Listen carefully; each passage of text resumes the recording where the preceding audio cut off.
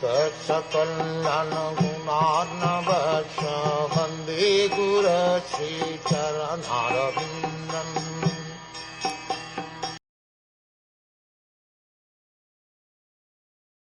Whatever is produced by the materialist with great pain and labor for so-called happiness, the Supreme Personality, as the time factor, destroys, and for this reason the conditioned soul laments. The main function of the time factor, which is a representative of the Supreme Personality of Godhead, is to destroy everything. The materialists, in material consciousness, are engaged in producing so many things in the name of economic development. They think that by advancing in satisfying the material needs of man they will be happy, but they forget that everything they have produced will be destroyed in due course of time.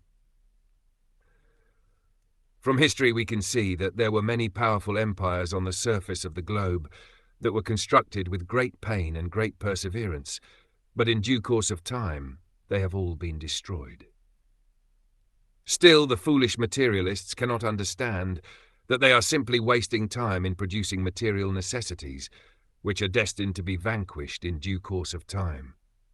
This waste of energy is due to the ignorance of the mass of people, who do not know that they are eternal, and that they have an eternal engagement also.